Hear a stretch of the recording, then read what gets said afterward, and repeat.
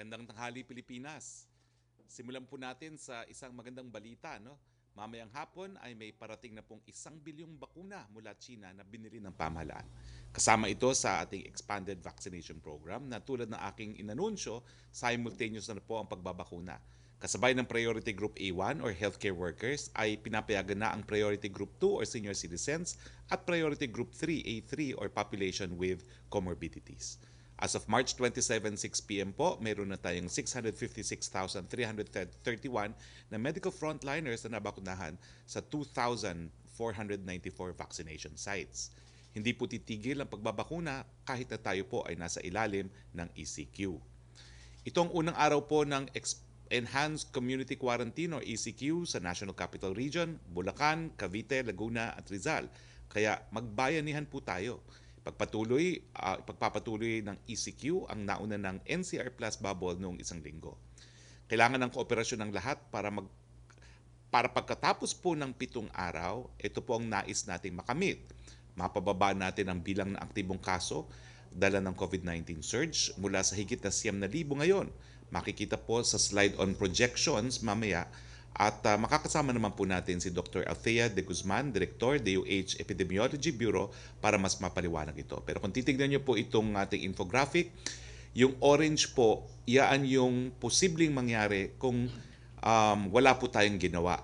At ito po ay para sa Metro Manila lang. Makikita nyo na pagdating po ng April 4, halos 1 milyon na kung hindi po tayo gagawa ng kahit anong hakbang. Dahil po dun sa ating NCR bubble, mahigit kumulang mga 800,000 po ang magiging kaso natin pagdating ng April 4. Kung tayo po ay mag-MECQ pa rin, mula April 5 to 18, yan po yung green line. Pero tignan nyo naman po ang nais nating makamit. No? Halos kalahati po no? Kung hindi tayo mag-i-impose ng kahit anong measures, yung red line po yung ating objective na sana po umabot ng 550 to 600,000 lamang po ang mga kaso sa Metro Manila by April 4. No? Tapos kung ang ECQ po ay mas matagal, kung hanggang April 18, yan naman po yung blue lines. Wag po kayo mag-alala, kasama po natin si Dr. Althea. Now, bumalik sa normal ang ating healthcare capacity na ngayon ay nasa critical level. Yan po yung second objective po natin. No? Ang pangatlong objective natin, mailigtas ang buhay ng marami. At ito po ang ating direksyon. No? Kasabay nito po, yung pag-ECQ, inaasahan natin papalakasin din po natin ang prevention, detection, isolation, and treatment. Sa prevention, istrikto natin ipatutupad ang public health standards at safety protocols, mask, hugas, iwas, at bakuna. Sa detection, gagawin natin ang pagbabahay-bahay para matukoy ang maaktibong kaso sa pamamagitan ng ating Coordinated Operation to Defeat Pandemic or CODE team visits. Sa testing, papaintingin natin ito sa ngayon ay nasa mahigit 50,000 kada araw. Ito po yung dahilan kung bakit in addition dun sa ating mga PCR tests, bumili pa po tayo ng 500,000 na antigen to supplement. Papalakasin din po natin ang ating contact tracing sa pamamagitan ng ating staysafe.ph. At ang mabuting balita, planchadong-planchado na po ang staysafe.ph. At sa treatment, paparamihin natin ang nakakaalam po ng One Hospital Command Center para maiwasang sabay-sabay na pagpasok sa malalaking ospital. At sa Abril po, magbubukas na rin po tayo ng karagdagang mga bed capacity. Kasama na po dyan ang 110 bed capacity sa Quezon Institute na merong pong kakayahang gumamot ng moderate at severe cases. Well, alam niyo po, itong pagdami ng kaso ay dahil nga po sa mga variants. No? Meron na nga pong UK, meron pang South Africa, meron pang Brazil, at nalathala na nga po sa isang magazine, meron ngang Philippine pa. Pero bagamat sa buong daigdig po ay talagang problema itong matinding pagdami ng mga kaso, nananatili pa rin po tayo na number 30 pagdating po sa mga total cases ng COVID sa buong mundo. Ang active cases po nasa number 22 tayo. Ang cases natin per 1 million ay nasa 134 pa rin tayo. At ang ating case fatality rate ay nananatiling mababa po at 1.8. Tayo po ay 82 worldwide. So kung meron po kayo nakitang fake news na tayo daw ay COVID capital, pwede ba ho ilagay nyo sa noon nila itong mga ranking na nalathala po ng WHO. Inilabas na rin po ang inyong IATF ang Omnibus Guidelines on the Implementation of Community Quarantine in the Philippines. Ito po ang guidelines para sa mga lugar na nasa ilalim ng ECQ. Una, kailangan sundin ang minimum public health standards sa lahat ng oras habang merong pong ECQ, mask, hugas, iwas at bakuna. Pangalawa, kinakailangang iobserba ang strict home quarantine sa lahat ng pamamahay at ang galaw ng lahat ng residente ay limitado sa pagkuha ng goods and services at sa pagpunta sa mga pinapayagang opisina or establishments. Manatiling homeliners ang karamihan sa atin, stay at home po. Pangatlo, kung dati ay niluwan at pinapayagan na ang below 15, ngayon po below 18 at over 65, yung merong mga immunodeficiency at comorbidity at iba pang mga health risks kasama ng mga buntis ay kinakailangan manatili sa bahay sa lahat ng oras. Liban na lang kung kukuha ng essential goods or services o magtatrabaho sa mga industriya at opisina na pinapayagan. Merong uniform curfew po sa lugar na nasa ilalim ng ECQ pero hindi po kasama ang mga manggagawa, cargo vehicles, pampublikong transportasyon at operating hours ng pinapayagang establishmento. Pinapayagan ang pag-ehersisyo mula 6 a.m. to 9 a.m. within the vicinity of your residences at sa inyong mga barangay. Ulitin ko po importante po talaga ang exercise. Hindi kayo po pinagbabawalan. Pero wag naman kayo lalabas doon sa komunidad ninyo o doon sa inyong barangay nyo. Kanina po, sabi ni GM Jojo, ang dami nagja-jogging dyan sa Luneta at nagbabiking. Hindi po allowed yan. Kung gusto nyo mag-jogging, dyan lang sa barangay ninyo. Kung gusto nyo mag-bike, dyan lang po sa barangay ninyo. Wag po kayong lalayo dahil masisita po kayo. Okay, pumunta naman po tayo sa mga industriya at establishments na pinapayagan ang full on-site capacity. Kung dati ang tawag po natin dyan ay operational capacity, ngayon full on-site capacity. Mapapansin nyo po na dinamihan pa po natin ngayon ang pinapayagan ng full on-site capacity. Yung mga industriyang dating nasa maximum 50% tulad ng nasa medicine at vitamin production, medical supplies, equipment at devices, public markets, supermarkets, grocery stores, convenience stores at food preparation establishments tulad ng takeout at delivery at sa mga manggagawa sa utility, relocation work at railway projects ay ngayon ay nasa full on-site capacity na po. Meron ding industriya na dati ay nasa skeleton tulad ng BPO establishment na ngayon po ay nasa full on-site capacity na rin. Nakala-flash po sa inyong screen ang trabahong nasa full on-site capacity. Basahin po natin isa-isa. Full on-site capacity, mga hospital, health emergency and frontline services, manufacturers of medicine and vitamins, medical supplies, devices and equipment, industries involved in agriculture, forestry and fishery and other workers, logistics service providers, essential and priority construction projects, public or private, manufacturing related to food and other essential goods, companies that manufacture and or supply equipment products necessary to perform construction and maintenance works, essential retail trade and service establishments, food preparation establishments, public and private financial service providers involved in the distribution of government grants and amelioration subsidies, BPOs and export-oriented businesses, mining and quarrying activities. Ito naman po mga trabahong nasa maximum 50% on-site capacity, media establishments and their total permanent staff complement inclusive of reporters and other field employees. Samantala, ito naman po ang nasa on-site skeleton workforce at tama po kayo, yung funeral and embalming services, skeleton force pa rin.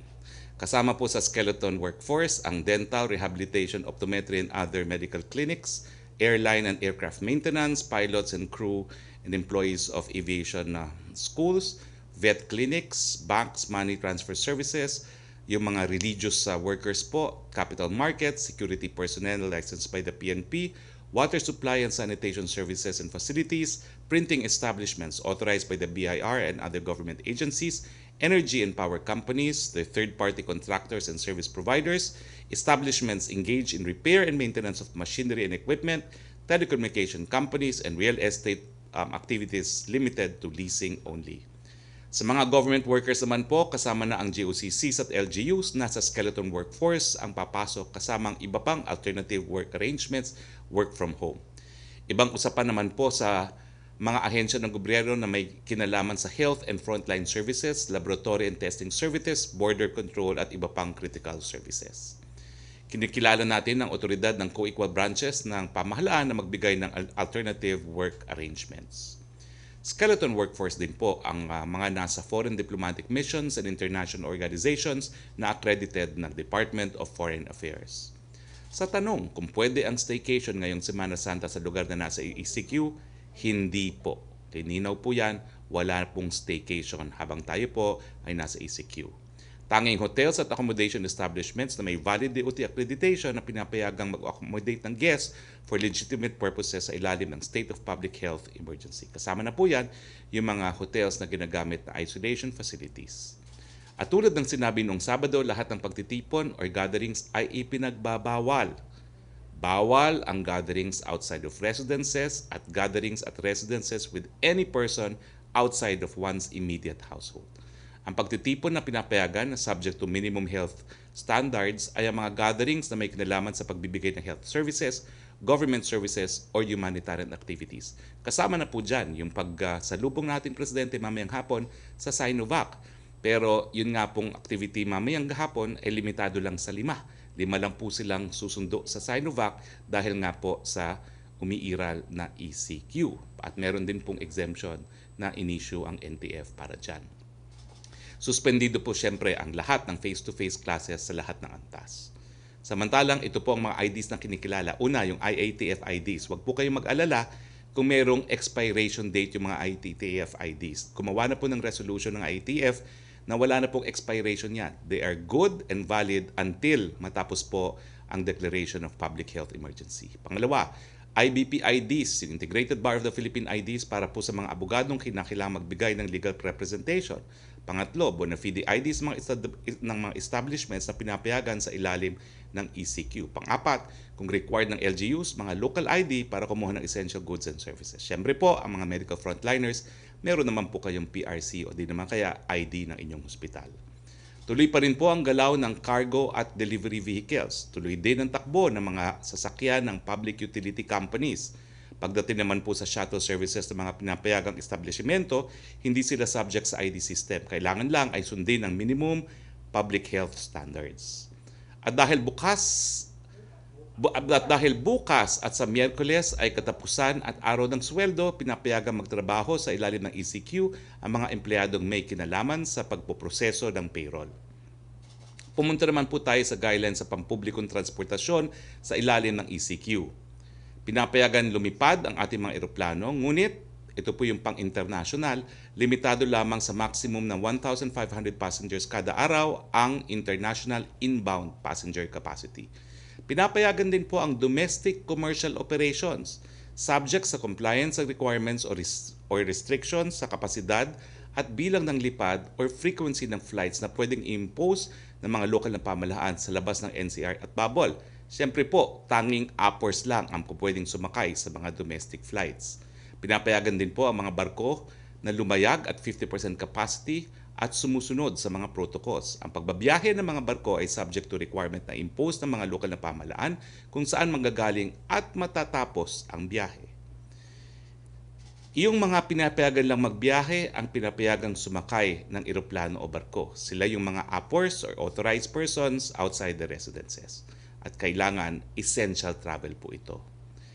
Nasa 20 hanggang 30% naman po ang passenger capacity ng ating mga tren. Makikita ninyo po ang schedule at oras ng biyahe ng LRT, MRT at PNR sa inyong screen. Tuloy-tuloy din po ang ating biyahe sa kalye at lansangan. Nasa 50% ang maximum allowable capacity sa ating public utility vehicles.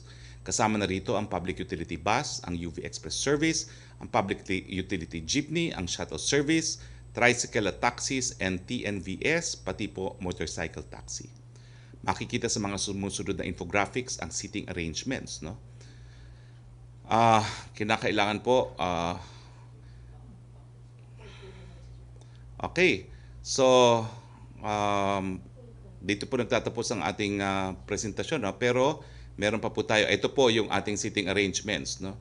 Sa mga bus makikita nyo po, no, na kinakailangan talaga strictly every other seat, no? Sa UV Express, mas ano po, no, mas maraming espasyong kinakailangan. Ito po yung public utility buses, no?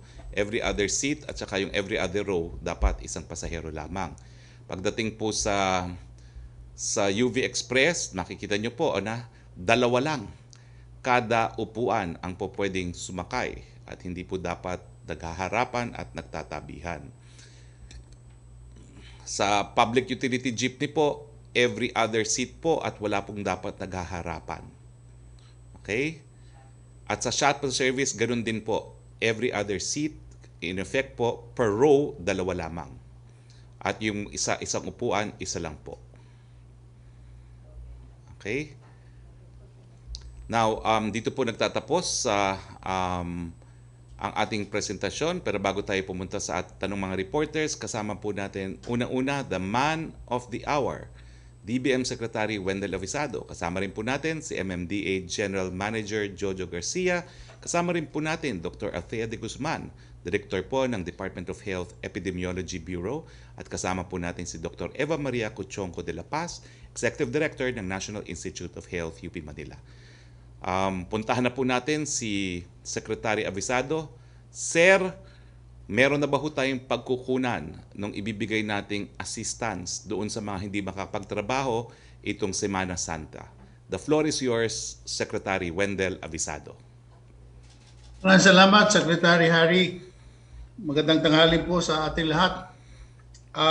Awa ng Diyos po, meron naman pong pagkukunan tayo para sa special amelioration assistance na ibibigay natin sa mga naapektuhan itong ating kasalukuyang pinapairal na ECQ.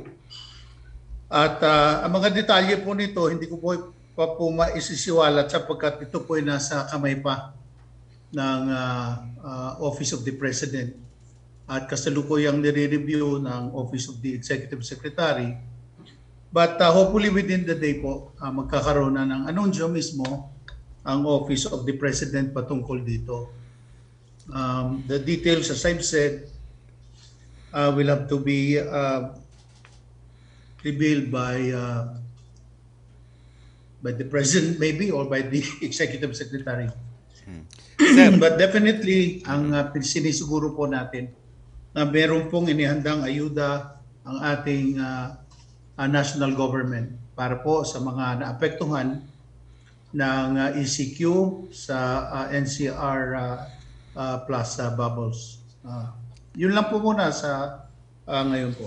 Sir, pero sigurado po na kapag yung sinabi yung assistance ay para sa mga naapektuhan, ito po ay para sa NCR plus 4, yung mga probinsya po na karatig na Metro Manila. Opo, ito po yung buong NCR, tsaka lalawigan ng Bulacan, Rizal, Cavite at Laguna. Tsaka isa pa pong hint, no? Ito ba po ay kapareho ng mga nabigyan ng ayuda nung naunang ECQ o mas marami? Dito po sa pangkalahatan po ang kinukonsidera natin base na rin sa datos ng DSWD at saka ng National Economic and Development Authority. At sabi ko nga, malalaman natin ang kabuuan nito once na may aksyon na ang ating Pangulo tungkol dito. Maraming salamat, Secretary Wendell Avisado. Salamat po. Kasama rin po natin si MMDA General Manager Jojo Garcia. Sir, bukod dun sa nauna ko ng paglilinaw na ang exercise, bagamat ito po allowed, ay dapat sa bahay lang, sa komunidad, sa barangay, huwag pupunta ng Rizal Park. Ang tanong na marami, kinakailangan ba ho ng quarantine passes?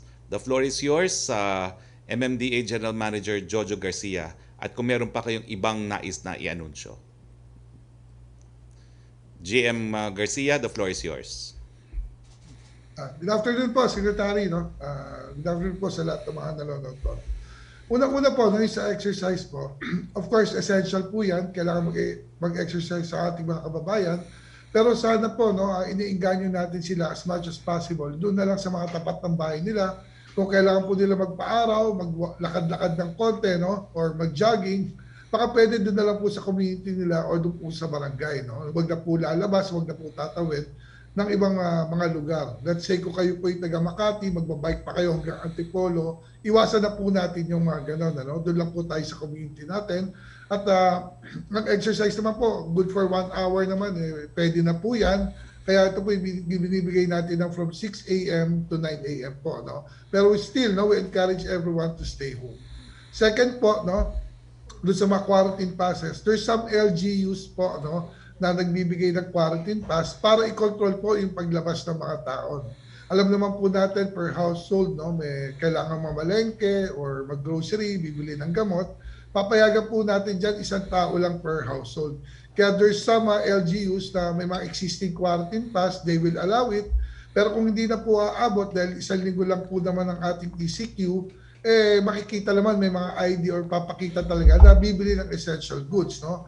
Pero again, we will reiterate, no? If ever po kayo magpapalengke, mag-grocery, doon na lang within your community, within your barangay, or within the city, no? Hindi na pwedeng taga Marikina ka, mag-grocery ka sa Makati pa, no? Limit lang po talaga natin yung movement. Alam naman po natin, napakadelikado ng sitwasyon ngayon, lalo na sa new variant. At ayaw naman po natin na lumabas kayo pag uwi nyo, pwedeng mahawa yung mga mahal nyo sa buhay, no? Sa pag uwi nyo sa bahay.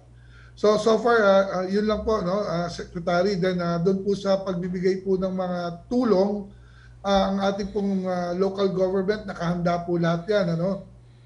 If ever po, may support po from the national government, kami po nagpapasalamat kay Secretary Wendell sa ating pong Pangulo na inassure naman po na may tulong pong isusuporta ang national government sa ating mga LGUs at sa distribution po niyan makakaasa po kayo at kaya po gawin to ng ating mga local government units if ever po dumating na po yung tulong. Okay. Sunod naman nating panauhin si Dr. Alethea de Guzman, siya po ang Direktor ng Department of Health Epidemiology Bureau. Ma'am, paki-explain po sa ating mga kababayan yung ating criteria na daily attack rate to average 2-week attack rate at saka critical care capacity. Ano po at bakit tayo nagdesisyon na mag-ECQ at ano yung ninanais nating makamit pagdating po ng April 4, 2021? Dr. Althea de Guzman, the floor is yours po. Folks, magandang tanghali po. Salamat po sa invitation. If I may be permitted po to share our presentation, it will be just a short presentation po, sir. Yes, please, ma'am. Go ahead. Thank you po. So, salamat po. Gusto lang po namin parating, no? Ano po ba yung current na situation natin sa COVID, hindi lamang po nationally, pero especially dito po sa National Capital Region at ng ating bubble. Gusto nating parating na nakikita po natin ngayon ng ating mga kaso ay tuloy-tuloy pa pong tumataas. At ito po ay mas mabilis, no, na pagtaas kumpara sa nakikita natin dati. At isa to sa basihan po natin na nasabi natin, kinakailangan na rin natin mag-ECQ. At yung ikalawa po ay dahil sa tuloy-tuloy pong pagtaas, nakikita natin na pupuno na po talaga ang ating mga ospital. Lalo na po ang ating mga ICU, no? At napakahalagang bantayan ng ICU dahil ito yung nag-i-ensure na ang ating mga severe at critical cases ay mamamanage ng tama at mababawasan po natin ang mga deaths because of COVID. Pero yung ikatlong gusto po sana namin mapaabot ay ang ECQ po ay hindi lamang para i-restrict ang mobility natin. Ito po ay dapat samahan po natin ng pag-adhere sa minimum public health standards. At meron din po tayong accountability. When I talk about accountability, hindi lamang po ito gobyerno at LGUs. Tayo po, no, mga personal accountability po natin na mag-cooperate at isupport yung programa na maaga po tayo magpatingin. Tayo po ay mag-cooperate sa mga nagko-contact trace. At kung tayo po ay sinabihang kailangan mag-isolate, mag-quarantine o mag-test, dapat po tayo ay sumunod. Sayang po kasi yung ECQ kung hindi po natin to gagawin, parang na tayo nag-lockdown lang, pero makikita natin mamaya wala po or kaunti lamang ang magiging epekto nito kung hindi po sasamahan ng dalawang bagay na to. Kahapon po, nakapagtala tayo ng 9,475 new cases. Higit sa kalahati nito ay sa National Capital Region at sinundan po ng galing sa Calabarzon at sa Region 3. At kung titingnan natin ang breakdown kung saan-saang specific na syudad o probinsya, ang Quezon City alone, it accounts for 20% of the new cases in the National Capital Region at 1,093. At yung mga iba pong provinces and HUC ay Manila, Bulacan, Cavite po at Rizal, at kasama po sila dun sa top 3 regions natin. Dito din po, pinakikita natin ano na ba yung kabuuang total no, ng cumulative cases natin. Pero nabanggit nga po ni Spokes, ang mga binabantayan natin dito, hindi lamang yung total number, pero ito pong porsyento na severe and critical. Ngayon po, maliit lamang siya. 1.52% lamang siya ng mga aktibong kaso o yun po mga infectious pa. Ito po yung kinakailangan bantayan natin na wag po siyang tumaas, hindi lamang sa numero, pati po ang porsyento. Nabanggit din po kanina ng ating case fatality ay mababa po sa ngayon. At gusto natin maiwan po siyang mababa at yun, tuloy-tuloy po yung maiiwang mababa kung ating ang mga severe at critical ay maalagaan mabuti at ma-push natin po sila towards recovery rather than fatality po. So balit, dito po sa graph na to, pinakikita natin yung alarming situation natin na ang ating peak nitong nakaraang gitna ng Marso ay humigit na po doon sa peak na nakita natin last year. Halos doble na po siya. At itong mga bagong kaso, sumunod ng peak na to, kung saan nakikita nyo po yung arrow, malapit niya nang abutin yung nakikita nyong pinakamataas na bar. Doon po yung halaga ng mobility, ang pagpapractice ng ating MPHS at pag-cooperate po natin sa ating mga LGUs para tayo ay makita agad para hindi na po tayo umabot, hindi na natin malagpasan ang peak na ito. Gusto rin namin pakita na tayo naman ay hindi naging pabaya. Nung nakita natin, nagsisimula pa lamang po, no? Yung pagdami ng kaso, nakita natin yan sa Pasay City muna, meron na pong ginawa ang ating mga LGUs. Ito'y sinunda ng buong MMDA ng pag-conduct po ng mga granular, mga localized lockdown. Subalit nakita natin, nagtuloy-tuloy pa po no, yung pagtaas ng mga kaso po natin at ito'y mabilis na pagtaas ng kaso. Kanina po, ipinapaliwanag nga po ni Spokesperson Harry yung posibleng epekto po nito ng ating mga variants of concern na tinatawag. Ito yung B117, na una pong na-report sa UK at ang B1351 na una pong na-report sa South Africa. Sila po ay nakatulong para po bumilis ang pagdami ng kaso. Subalit, ito po yung gusto naming paabot. May variant of concern man ang isang kaso o wala, napakahalaga po ng MPHS para po ma-prevent na ma-transfer yung variant of concern na yan from one person to another. Higit na mahalaga dahil highly transmissible nga po ang mga variants of concern po ito. So, hindi lamang, dapat tayo ay higit pang mag-ingat dahil itong mga variants of concern mas highly transmissible. So, the masking, the physical distancing are very important so that we limit, no, we lessen yung chance po natin na ma-infect po no, ng virus at ng mga may variants of concern. Gusto din nating pakita na pagdating naman po sa testing, no, napakalaki ng itinaas ng testing natin. Pero dyan po papasok yung tinatawag nating paghahanap ng kaso. Dapat po ang i-prioritize kung kayo po ay symptomatic. Kung kayo po ay pumasok na doon sa tinatawag naming suspect case definition, naglagnat, may kasama pang ubo o mayroong 3 or higit pang mga sintomas, tayo po ay magpatingin na agad. O di po kaya, kayo po ay close contact, alam nyo, na pag-alaman nyo, expose kayo sa isang confirmed case or kahit suspect case pa lamang, magsabi na po kayo para kayo po ay agad natin na matest at kayo po ay maa-advise na mag-isolate or quarantine para naman masigurado natin hindi na po no, dadagdag yung infection mo from our cases and our close contacts. Dito rin po, ito yung tinatawag naming reproduction number. No? Ano pong ibig sabihin ng 1, 1.37 at 1.4?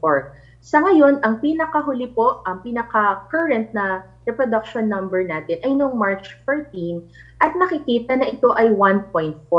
Pag translate po natin, ibig sabihin kung merong 100 kaso, nag-i-infect siya ng additional 140 other individuals.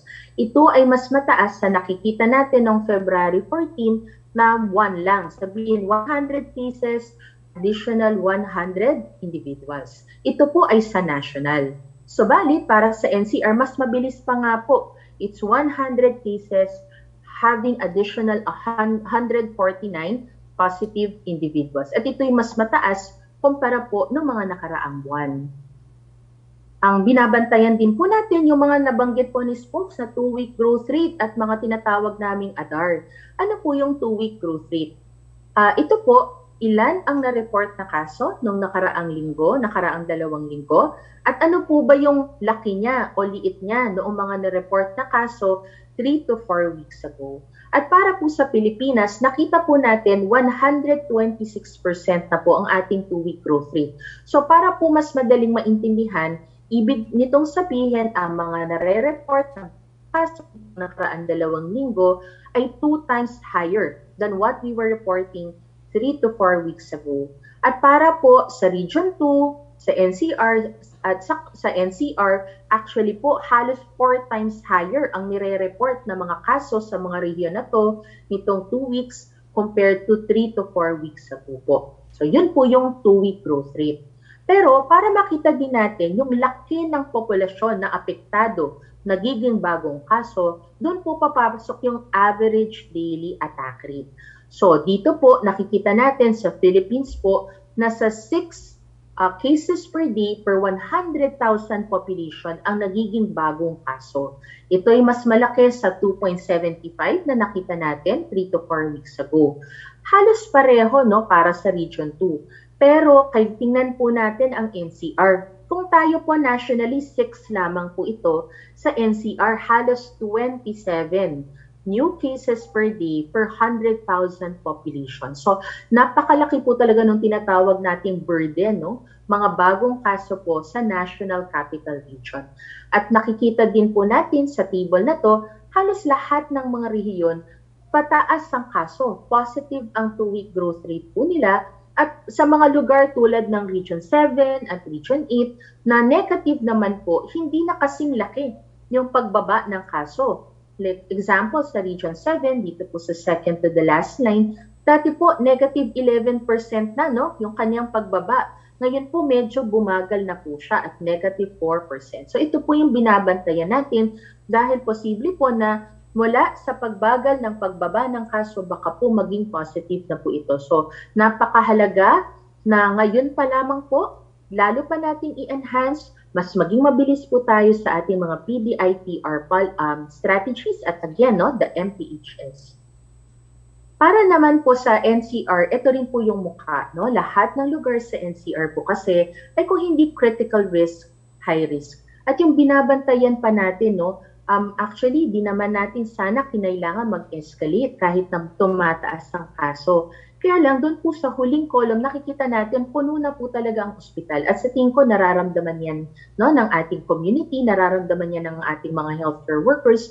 So, kailangan po natin i-decongest no, ang mga ospital ito. Mamaya po, sasabihin ko, ano po ba laman ng ating mga ospital?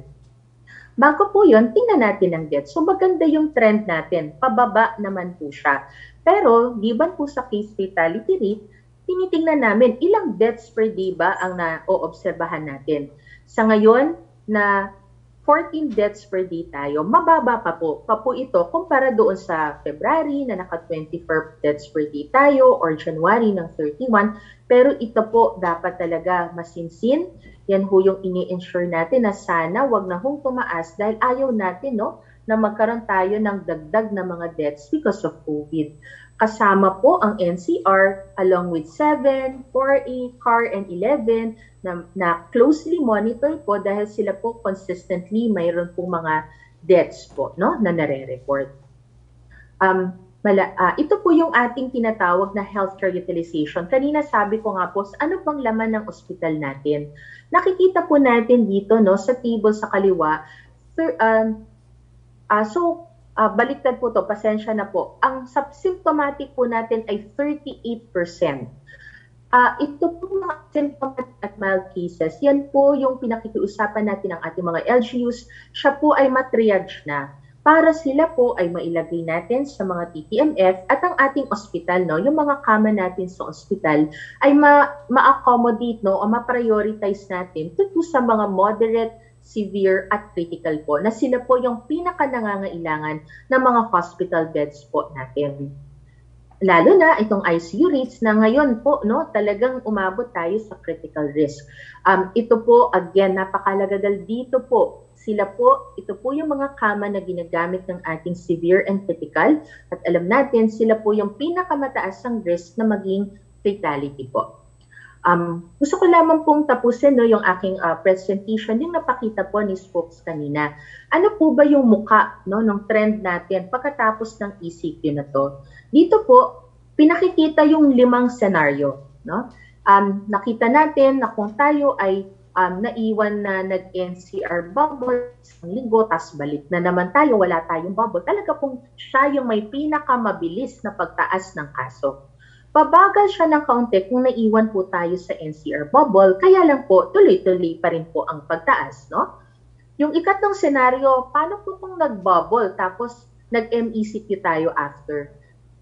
Mas mababa ang kaso sa NCR, kaya lang ganun pa rin, no? Continuous upward trend yung makikita po natin. Ang nakikita namin naman ngayon, itong isang linggong ECQ po natin, bababa ng kaunti pagkatapos ng ECQ. Pero nakikita sa ngayon, posible pong tumaas na naman, no? Ang dami ng kaso natin pagkatapos na ma-lift ng ECQ. Kaya yung isa sa pinopropose, isa sa mga nare-recommenda nating eksperto ay baka kinakailangang i-extend, no? Dahil doon sa pag-extend ng ECQ, doon natin nakikita yung tuloy-tuloy na pagbaba ng kaso. Naiintindihan natin ang economic implication po nito. Hindi po ito isang desisyon na gagawin natin ng mabilisan. Titingnan natin ang datos sa susunod na linggo kung kinakailangan po ba talaga to. Pero ito pong huli ang pakiusap po natin para tayo ay hindi tuloy-tuloy na nag-ECQ o hindi po tayo pabalik-balik sa ECQ. Dalawa lamang. Mag-MPHS po tayo.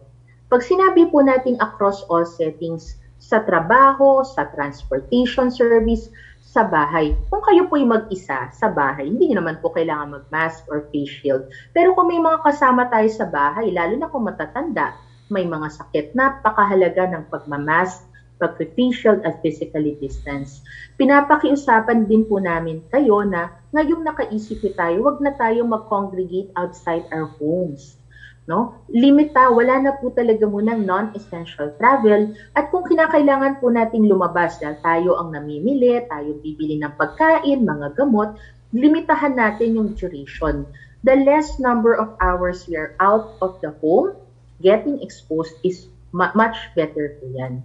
Ikalawa na lamang po ay yung pakikipag-cooperate natin sa ating LGU. Alam nyo, ang LGU natin, nakita natin naging epektibo, napababa naman po talaga natin ang ating mga kaso. Pero ito yung panahon na ibalik natin yun, no? We need to submit ourselves, magpatingin tayo agad, mag-cooperate tayo sa contact tracing, isolation, i-avoid na po natin ang home isolation. Diyan po talaga yung pinakamabilis ng transmission. So, kung kayo nga, nabanggit ko kanina, symptomatic na po, magpatingin na agad sa inyong health center. Kung kayo ay kaso, close contact, please also contact your barangay, no? Para kayo po ay ma-advisean tungkol sa isolation, sa testing po, no? Ang LGUs natin ay andyan para i-facilitate ang referral sa inyo, saan po kayo dapat ipatingin or i-isolate at i-quarantine. At sa ating mga workplaces, no, napakahalaga ng safety protocols. Ang isang obserbasyon namin, kaya ho dumadami ang kaso sa mga opisina, nagsasama-sama po tayong kumain, no, or pag-break time. So, napakalaki po talagang sakripisyo nito. Pero isang taon na rin po yung sacrifices natin. So, konti na lang, I hope makatulong po. At ito ay isang bagay na ma-imbibe po natin yung ating pag-adhere sa MPHS at pag-adhere, no, pag-cooperate po sa ating LGUs when it comes to our PDITR strategy. So, yun lamang po. At thank you po, Spokesperson. Turning back to you. Thank you, Dr. De Guzman. Alam niyo po, si Dr. De Guzman, sa mulat-mula, kasama na po natin. No? Medyo camera shy lang siya dati, kaya hindi siya nagdi-discuss na ng ganitong mga figures. No? Pero ma'am, sa panahon ng pandemyang ito, no, importante po na hindi lang gobyerno ang kumakalap ng datos, gobyerno rin ang bumabasa. No? Ngayon po kasi maraming mga pribadong individual na bumabasa ng datos na galing naman sa DOH. So I hope you don't mind, ma'am, iimbitahin namin kayo regularly para kayo na po ang bumasa ng mga datos na galing din sa gobyerno na hindi naman isipin ng mamamayan na binabasa pa yan ng mga pribadong sektor. Okay lang ba ho ito? Our pleasure po. Okay, maraming salamat, Dr. De Guzman. And finally, may isa pa po tayong kasama, si Dr. Eva Maria Cuchanco de la Paz, Executive Director ng National Institute of Health sa UP Manila. Ma'am, paki-discuss nga po kung ano ba itong mga bagong variants na mas nakakahawa. No? Importante po kasi maintindihan ng tao na ang kalaban ay yung virus na nag-mutate at hindi po ang gobyerno ang IATF. Dr. de la Paz, the floor is yours. Maraming salamat po, Secretary Harry, at sa ating po mga tagapakinig.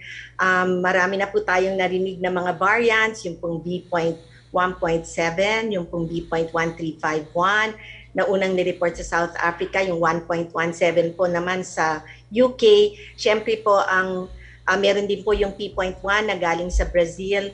Subalit, nagkaroon na rin po tayo ng P.3 variant, no, na una pong iniulat sa Pilipinas ng Department of Health at ng UP Philippine Genome Center po.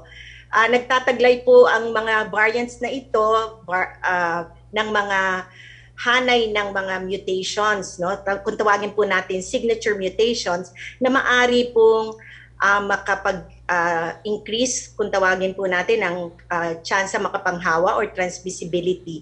At meron din po namang tinatawag na nakaka-escape ng ating immune system, kaya po sila po ay ikinakabahala ng marami. Ang nais ko pong i-discuss siguro po, kasi marami na rin po tayong narinig tungkol sa B.1.7, yung galing sa UK, tsaka yung B.1351 na galing po sa South Africa. Yung P.3 po na nakita po sa atin sa Pilipinas, nagtataglay po ito ng isang hanay ng 15 mutations po or signature mutations, at itinalaga po sila bilang P.3. Kasama po nito ay 7 mutations na kaka-apekto po ng kung tawagin natin ay spike proteins na bahagi po ng virus na nagtataguyod sa pagpasok ng virus sa mga host cells. May 2 pong importanteng mutations na kasama po dito na nakikita rin sa mga ibang variants of concern. Ang N501Y at ang E484K mutation po, no? Ang mutation na N501Y ay nakakaapekto po sa, naririnig na rin po natin, mga receptor binding protein or domain ng spike protein.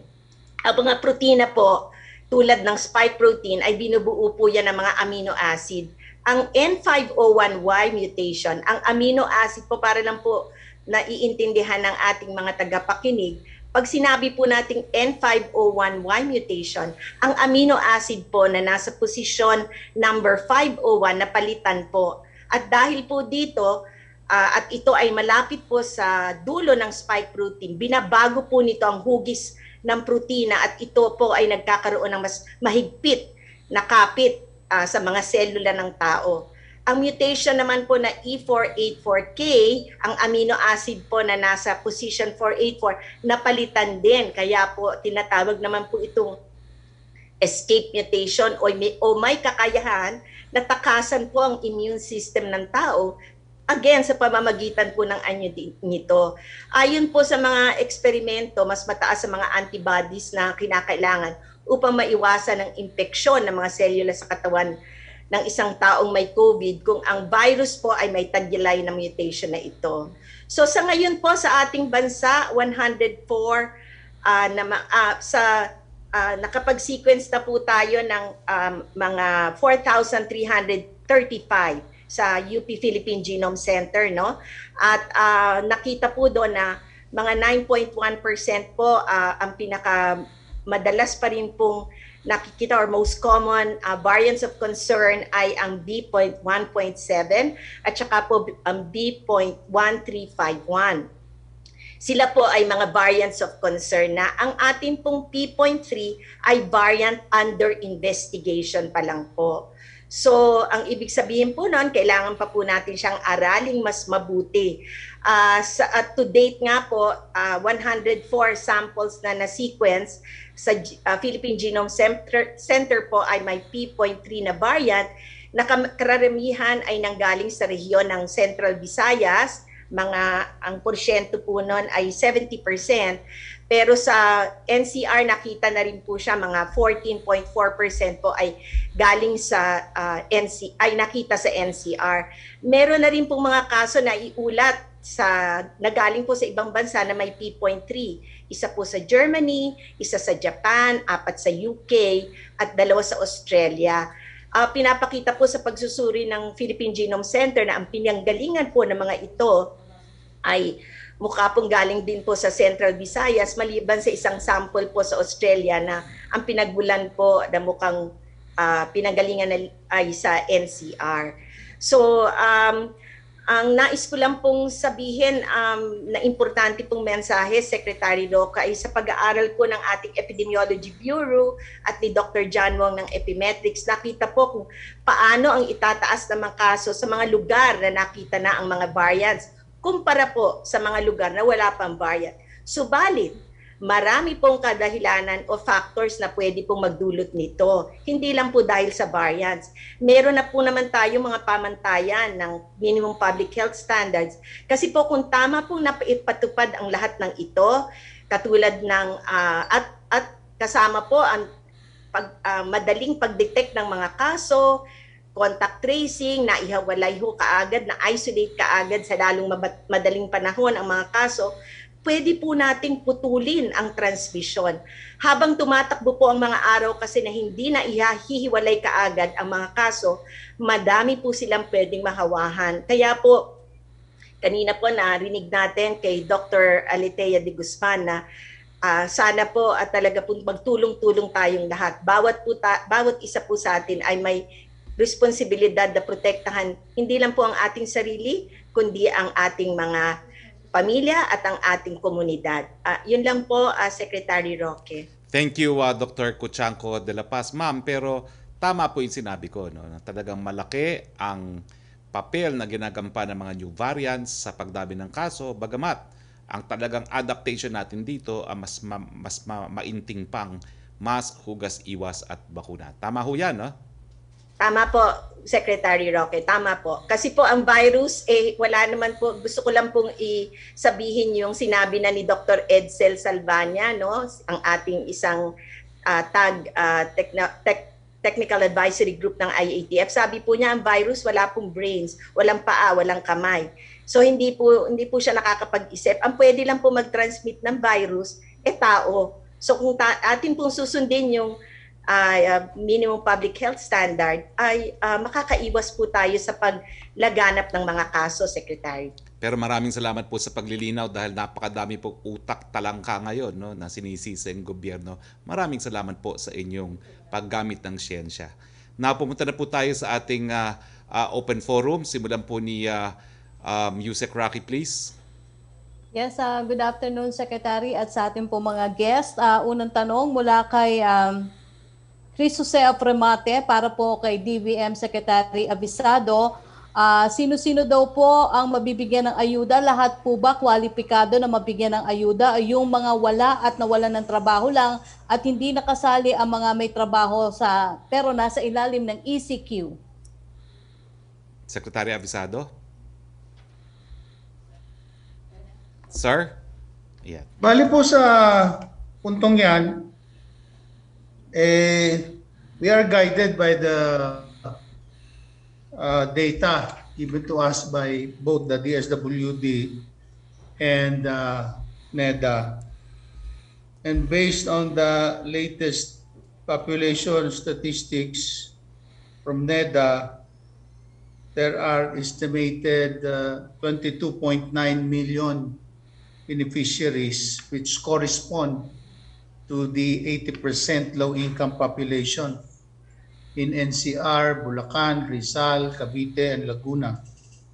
And these are the areas placed under ECQ. So, yun yung pinagbabasihan natin. So, hindi po lahat, kundi base po sa datos na binigay sa atin ng NEDA at saka ng DSWD. Pakiulit po, Thank you, 22 point ilang pong million? 22.9 million, more or 22.9 less. million, more or less. Okay. Maraming salamat sa Secretary. Next question, Yusek. For Secretary Roque, tanong pa rin ni Chris Susen ng Remate, hinikayat na isang senador ang Malacañang na magdeklara ng state of calamity para raw matulungan ng mga hog raisers na makarecover mula sa epekto ng African swine fever at huwag payagan ng pork imports na bumaha sa mga pamilihan. Ang latest po dyan, nagpadala na po ng liham ang ating presidente na nagre-rekomenda na Kongreso na po ang magdesisyon pagdating po dun sa volume na iangkat sa pamamagitan po ng MAF. Tanong naman po mula kay Ace Romero para kay Secretary Roque, your slide show that 1 week ECQ is not enough to continuously bring case numbers down. Does this mean an extension of the lockdown is likely? Sinabi naman po ni Dr. De Guzman, ang rekomendasyon nila is pahabain pang ECQ. Pero kanina po, galing lang ako sa IATF meeting, kung makikita nyo po yung diferensya ng red at saka ng blue, hindi po masyado siya nagkakalayo. Ibig sabihin, hindi masyado natin mapabababa rin ang numero ng mga kaso maski pa tayo po mag-extend ng ECQ. Kaya binabalanse po natin ngayon yan, kinukonsidera natin yung total health ng ating mga kababayan, yung cost-benefit analysis in terms of yung mga karagdagang Pilipinong magugutom at mamamatay sa iba pang mga dahilan bukod po sa COVID-19. So ganyan po yung ating decision-making process. Napakaselan po talaga. Dahil kung ang susundin lang natin ay yung isang aspekto na dapat pababain ang numero ng COVID-19, baka naman po mas maraming mamatay dahil po sa pagkagutom. At titignan din po natin, siyempre, yung kakayahan na magbigay pa ng malawakang assistance kasi napakadami pong bibigyan ng assistance kada linggo ng ECQ. 22.9 million Filipinos po ang bibigyan ng assistance. Thank you, Secretary. Punta po tayo kay Mela Lesmoras, please. Hi, good afternoon, Secretary Roque. Unahin ko lang po, follow-up din dun sa naging projections nga para sa ECQ. Sa inyong huling naging talakayan sa IATF, may I know kung ano po yung mas malaking chance na napag-uusapan ng IATF, yung extension po ba o hanggang April 4 lang talaga? Ongoing pa po, umalis po ako sa kalagitnaan ng diskusyon. Hindi po pa kami nakakarating dun sa mga proposal. Pero gaya na aking sinabi po, maselan po talaga yung decision making. Hindi naman po pwede na sa pagnanais natin na mapabagal talaga ang COVID-19. Mas marami naman ang mamatay dahil sa kagutuman at iba pang mga dahilan bukod po sa COVID-19. Total health po ang ating target. Opo. Pangalawang question ng Secretary Roque regarding naman po sa ibibigay na tulong ng gobyerno ngayong ECQ sa NCR Plus nga.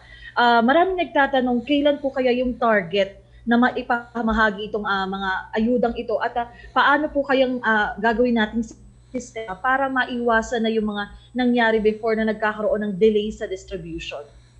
Well, ang narinig ko po, ito po narinig ko kay Secretary Dominguez, but this is tentative. More or less, mga kalagitnaan po ng Abril. Now, siguro si Secretary Wendell can also answer this question. Pero yan po ang narinig ko sa bibig ni Secretary Dominguez. Secretary, abisado? Sa panig naman po namin, siguro nagkakaisa kami sa economic team na kailangan talaga yung ayuda na. Kaya nga po, pagka napirmahan ng Pangulo yung rekomendasyon namin, kung alin man doon, kagyat na nakahanda na po yung SARO at NCA. Ibig sabihin, at the latest, bukas, lalabas na lahat yung SARO at NCA para po wala na tayong hihintayin pang mga araw. Opo. Bali, Secretary Abisado, second week of April din po ba yung nakikita yung distribution po? Depende na po sa mga local government units yan. Kasi sila na po mamamahagi. So balit yung pondo, ora mismo, pagka pirma ng Pangulo, ilalabas ko na kaagad yung SARO at NCA, direkta sa mga local government units. Okay. And Secretary Roque, panghuling question na lang po. Meron po bang public address si Pangulong Duterte mamaya? At can you just give us a quick rundown kung ano-ano po yung mga activities na today? Well, sasalubong po siya sa Sinovac, mga alas 4, alas 5, at galing po sa Villamor Air Base, babalik po siya sa Malacañang para sa pagpupulong namin ng piling miyembro ng IATF at sa kanyang Talk to the People. Inaasahan po natin na sa Talk to the People, masasapinal na yung quarantine classification simula April 5 hanggang katapusan ng Abril at saka yung issue po ng assistance ng gobyerno.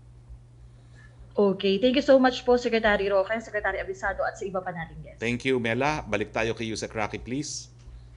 From Laida Salaveria of Inquirer, vaccination is a big part of our recovery strategy, but a recent survey showed that the number of people who refuse to be vaccinated has risen to 61%, with most of them citing safety concerns. Well, dati na po yung numero na yan. I think there's been some improvement pagdating sa vaccine confidence. Pero meron din po tayong naunang pag-aaral na karamihan naman po ng mga Pilipino ay magpapabakuna kung makita nila na nauna na yung iba. At nakita na nga nila na halos lahat o karamihan at least ng ating mga medical frontliners ay nagpabakuna na. Sila po talaga ang pinaka-epektibong mga influencers para magpabakuna ating mga kababayan. Sa ngayon po, ang feedback na nakukuha ko nag-uunahan na nga po ang mga senior citizens na magpabakuna. No? Nabi ko na pong text na natanggap at rin-refer ko naman po sila sa mga mayor ng kanilang mga lugar. Ang second question niya, what additional steps does the government plan to do to address this? What is a game plan in case the number of people willing to get the vaccine doesn't increase or live up to expectations? Well, sa amin naman po, linalabas lang namin ang katotohanan. Mas nakakahawa na po ngayon ang COVID dahil sa mga variants. Totoo po, mas hindi naman po lumala na mas nakakamatay siya. Pero habang mas marami pong nagkakasakit, siyempre po, miski na nanatiling maliit yung ating mga nagkakasakit ng malala o mga namamatay, mas marami pa rin po yun. Dahil siyempre, ang 2% ng 700,000 ay mas malaki kaysa sa 2% ng 500,000. Kaya nga po, kung po pwede na kayong magpapakuna at ang susunod naman pong mga priority natin ay mga seniors at comorbidities, yung mga tinatamaan talaga ng COVID-19, yan po ang pinaka-epektibong pamamaraan para mabawasan natin ang mga namamatay dahil po sa COVID-19. Tanong po ni Maki Pulido ng GMA News, ano daw po ibibigay na tulong para sa mga daily wage earners affected by the ECQ? Ilang workers ang affected? Nasagot na po yan ni Secretary Wendell, 22.9 million. Thank you, Secretary. Punta po tayo kay Melo Acuña, please. Yeah, good afternoon, Secretary. Nice to see you well. I just have several questions for Secretary Abisado, please. Yes, Secretary please. Abisado. Go Good ahead, afternoon. Secretary Abisado. Good afternoon, Secretary. Go ahead, Melo. Opo, nabanggit po ninyo na for signature na ng Pangulong Duterte at magkakaroon kaagad ng SARO at magkakaroon ng pondo. Ang tanong ko po, do we have the luxury of time sapagkat Lunes ngayon, Martes at Miyerkules, hindi magtatagal, meron na tayong Huwebes Santo, wala na opisina. Paano po kaya makararating ito sa local government units? Ano pong paraan? Sandali lang po kasi issue lang naman namin yung sa BTR, tapos yung BTR, kagyat na maglilipat kaagad sila ng pondo sa MDS account ng mga local government units. Sa Calacang, Manila, sa lalawigan ng Bulacan, Rizal, Cavite at Laguna. Sir, ibig sabihin automated po ito, within seconds magagawa ito. Opo. Mabuti po kung gano'n. Salamat sa assurance. Pero doon po sa presentation na nakita ko kina Secretary Roque at sa mga dalubhasa, merong 5 scenarios para mapababa pa natin yung bilang ng mayroong COVID paglaganap nito. Pero kung sakali pong masusunod yung senaryo na hanggang sa Abril 18, may pondo pa po kaya ang pamahalaan para tugunan ang pangangailangan ng ating mga kababayan? Ay, ito pong inihanda natin ngayon. One time lang po ito dahil ito po ay para lang sa talaga sa sitwasyon ngayon at hindi naman siguro mauubos din kaagad, no? In 1 week yung ibibigay na ayuda. So ina-anticipate na rin po natin yan. Kung magkano man yun, malalaman po natin mamaya po dahil we're not at liberty to divulge anything po. In fairness to the President po. Yeah, we understand. Or in deference to the President. Opo, we understand that. Para po kay Dr. Alithea de Guzman, please. Go ahead, Dr. please. de Guzman. Yeah. Nabanggit po ninyo na talagang kailangan mag-ingat. Pero doon po sa nangyari sa Metro Manila, sa National Capital Region, hindi po kaya ito paghuhusgahan ng kakulangan sa contact tracing. Kaya lumaki ng ganito ang bilang ng mga may karamdaman sa Metro Manila at mga kalapit na mga lalawigan. Pero po, i-konteksto natin siya, no? Ang response, it shouldn't be a blame game, no? Ito, ang pagtaas po ng kasa natin ay marami pong dahilan. Yung variants of concern, isa lamang po ito. Pero alam nyo, lahat tayo may accountability. Yun po nabanggit ko, no? Yes, the LGUs, may accountability sila na may sapat na resources para makapag-surveillance, testing, contact tracing at isolation. Ngayon, tayo naman, tingnan din natin yung individual accountability natin. Dapat tayo rin naman po magpatingin agad. Kapag tayo ay hinanap, pag kinontact trace, tayo po ay mag-cooperate. So, napakahalaga nun, no? Hindi, kasi kahit madaming contact tracer, pero kung hindi tayo nagsasubmit, hindi natin pinapaalam na close contact pala tayo, or hindi po tayo nagko-cooperate sa contact tracer, hindi po rin natin ma-achieve, no, yung performance metric na kinakailangan nating ma-achieve para po mapababa po natin ang ating kaso. Opo, thank you very much. Secretary Roque, meron lang po ako idudulog sa inyo. This may be a very parochial issue. Meron po kaming kapitbahay na matapos magpa-revoke ng kanyang ticket sa eroplano, makakabiyahe na sa 2 ng Abril at magpapaswab test na bukas para makauwi sa kanila for good. Pero nabanggit po ninyo na authorized persons lamang ang maaaring sumakay ng eroplano. Paano po kaya ang gagawin? Well, siguro po dahil nga nagkaroon ng ganitong rule ang gobyerno, kinakailangan mag-revoke talaga ang mga eroplano. Ito naman po ay sakop doon sa probisyon ng ating new civil code on fortuitous cost, no? Na hindi naman po inaasahan beyond the control of the passenger. So magre-revoke na lamang po siya ulit? Dapat po. At dapat bigyan naman sila ng pagkakataon mag-revoke. Maraming salamat po, Secretary Harry. Thank you. Salamat, Melo. Punta na tayo ulit kay Yusek Roque, please. From Creseling Katarong of SMNI News, nakiusap ang grupong turismo, isulong mo sa pamahalaan na isama sa bibigyan ng ayuda ang mga manggagawa sa tourism industry. Ayon po sa grupo, marami sa kanilang miyembro ang hindi pa nakakabalik sa trabaho simula nung 1 taon dahil hindi pa naman 100% bukas ang turismo sa bansa, kaya marami pa sa kanila ang naghihirap. Ano ang tugon ng palasyo dito? Yung 22.9 po, ang estima ko dyan, mas malaki po yung numero na yan kaysa dun sa mga tumatanggap ng 4Ps. So mas marami po talagang linalaan na matulungan ng ating gobyerno. Second question po niya, maraming mga pasahero ang stranded at walang masakyan sa unang araw ng ECQ bubble. Ano ang gagawing hakbang ng gobyerno dito? May libreng sakay bang handog ang gobyerno? Alam niyo po, una-una, hindi dapat magkaroon ng talagang matinding problema kasi hindi po natin sinuspinde ang public transportation. Hindi po gaya ng unang ECQ. Ngayon po, tuloy po ang mga pampublikong sasakyan. Kaya nga lang po, stricto na 50% capacity, no? At saka yung seating capacity. So, hindi po totoo na dapat maging problema yan. Dahil unang-una, halos lahat ng industriya, konti lang po industriya ang pinayagan natin bukas. Lahat po tayo ngayon, homeliners, no? At dahil po dito, tingin ko naman po, miski nagbawas ng public transportation, sapat po yan. Natuto na po tayo nung leksyon ng unang ECQ na naglakad ang ating mga kababayan. So, pinayagan po natin ang halos lahat ng pampublikong transportasyon. Ito nga po yung mga transportation na allowed. Nasa screen po, no? Yung mga domestic na flights, hindi po natin pinatigil. Ang international flights, ang inbound po, 1.5. Allowed po ang mga sea vessels, 50% capacity. Ang mga tren, allowed po. Ang ating PUBs, allowed. Ang ating traditional jeepneys, allowed, no? Tapos, yung allowed po yung ating MV Express, taxi, TNVS, tricycle po, allowed din, no? Yung ating angkas at saka mga provincial buses. At syempre po, yung ating mga frontliners, magpakita po kayo ng ID, meron din tayong libreng sakay. Thank you, Secretary. Okay, Joseph Morong, please. Hi, sir. Good afternoon. Good afternoon to your guests, sir. Sir, mini questions muna sa'yo. Yun po bang mga sa A4, halimbawa nagtatrabaho sila sa gabi, di ba, mga call center, pero ang susundo sa kanila, non-A4. Halimbawa, motor, pwede yung motor, di ba? So, papayagan ba na non-A4 yung susundo ng A4? Well, kung ang mga sumusundo po ay mga tricycle drivers, yung mga tricycle drivers po gaya ng angkas ay A4. Personal. A4 po sila.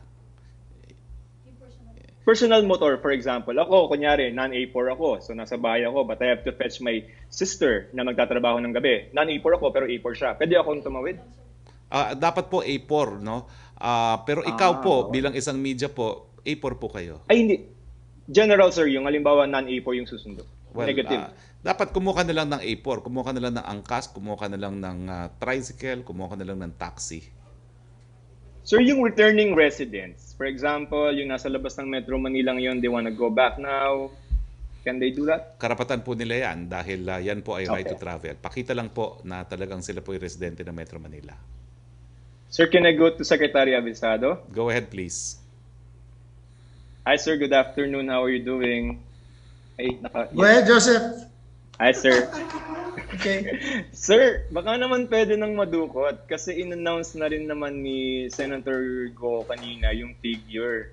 I just want to confirm if yung figure na in-announce na kanina is yun po yung budget natin. Which figure? 23 billion, sir. At ang sabi po niya ay ang iniisip na options for the President's approval, there's the qualifier, is that either we give it to the family or per individual. And we're looking at giving them not cash aid, pero kind. Ano po yung magiging nating proposal? It is for the President to make a decision on the matter. Suffice it to say that options were available, were made available or are made available to him to choose from. But I cannot say more other than just wait until we get the official announcement from the Office of the President, no less. Yeah, sir, mechanics ay probably pwede pong for later ni Presidente yan. Pero at least, sir, yung ano pong sasabihin natin kay Presidente na budget na available. Truth is, meron talaga tayong natitira pang unutilized amounting to 23 billion, no? And how fortunate are we that based on the data provided to us by NEDA, the ones that are going to benefit from this financial assistance would be about 22.9 million targeted beneficiaries. So we're still within the projected required amount to be disbursed for this purpose. Sir, hindi pa natin kayang masabi kung how much each family or individual? Hindi pa eh. Because until the President makes the announcement or the Executive Secretary. Mm-hmm. Pero sir, yung pong prepare nyo na budget, enough po yan for 1 week lang? Hindi naman po mauubos in 1 week yan. Okay. Kasi sir, kasi nga we surmise that something more is gonna happen after 1 week. So based on our projection, this will tie them up at least up until the time that the government or the IATF and approval by the President to make adjustments in the current state of quarantine in our country. Meaning, sir, if we extend, may pera pa rin? Well, we're tied up to what we have right now, and that's why the DBCC is going to meet later this afternoon precisely to talk about the ways forward, considering that we also anticipate na yung ibang region din magkakaroon ng problema. So, na-anticipate na rin natin yan. At yung pagkukunan naman, yun ang pag-uusapan namin. Sir, rephrase ko yung question. The 23 billion, can that last for 1 month?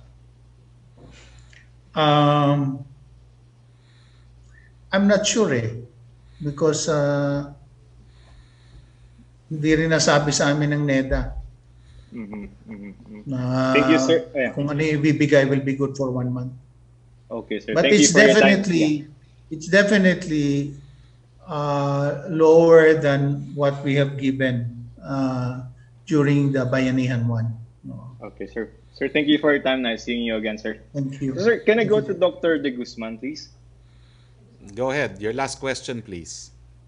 Okay, Dr. De Guzman, how did you say that if 1 week ECQ, if after ng 1 week ECQ ay babalik pa rin po ng increase in numbers, and if we do not sustain, we do not extend, are you agreeable to that as medical perspective, sir? Ma'am? Ang mga projections na ginagawa natin ay based sa mga iba't ibang assumption. So I don't want to make it too technical. So yung ginawang projection po ni Pastor, nakikita niya, kung tayo magwa 1 week ECQ nga po, may bahagyang pagbaba ng kaso, tapos tuloy-tuloy pa po uli, no? Aakyat na naman ng dami ng kaso natin. Pero gusto ko lang pong i-konteksta natin. Baka po kasi masyado tayo nakafocus kay ECQ. Ang ECQ po, dapat sinasamahan siya ng number 1, dapat gumaganda po yung adherence natin sa MPHS. Hindi tayo pwede mag-ECQ lamang. Kailangan yung time na yon, ginagamit natin yon well, para mapaabot sa publiko na kailangan tumaas yung adherence natin sa MPHS. Ikalawa, na binibilang o binabay na oras po ng ECQ natin at dapat ito ay tuloy-tuloy after ECQ, ay pa-shorten no, yung delays na nakikita natin. Ngayon kasi may delay tayo, gaano katagal bago magpatingin ng isang tao, bago po siya matest, or bago po siya masubmit to contact tracing. So, sabi nga ni spokesperson, hindi lang po ECQ ang ating dapat na pag-isipan. Magkasama po lahat yon para mag-ECQ man tayo ng 1 linggo, mag-ECQ man tayo ng 3 linggo, yung PDITR at MPHS adherence, dapat andun pa rin po yun. Kung hindi, pag nag-lift na naman po tayo ng ECQ, gaano man siya katagal, tataas pa rin po yung mga kaso po natin. And that's because we don't follow the minimum health protocols naman? Tama po, okay, sir. So, ma'am, so agreeable kayo if we don't extend? Halimbawa, hanggang talagang ang PC natin is hanggang April 4 lang. Okay lang yun sa medical perspective? Mahirap pong sabihin ngayon no? Kaya nga nabanggit ko kanina, napakahalaga ng mga susunod na araw. Okay. Makita natin ang kaso, tsaka yung datos po natin sa healthcare, tsaka ICU utilization rate. Right, thank you for your time, Thank Secretary you, Roque. Joseph. Thank you for your time. Thank you. Back to you, Sec Roque, please. Yes, Secretary, from Lanesca Panty of GMA News Online, what happened to the expected delivery of over 900,000 AstraZeneca vaccines from COVAX facility? Is the delivery still pushing through? And if so, when will this happen? Darating pa rin po yan either sa last few days ng Marso o sa mga unang araw ng Abril. Question from Rose Novenario of Hataw.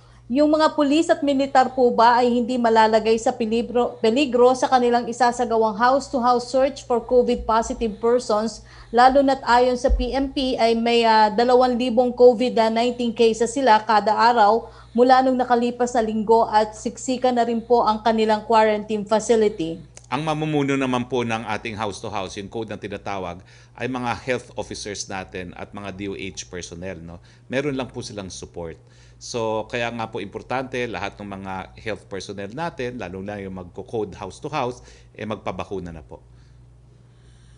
Okay, thank you, Secretary. Thank you. Punta tayo kay Pia Gutierrez, please.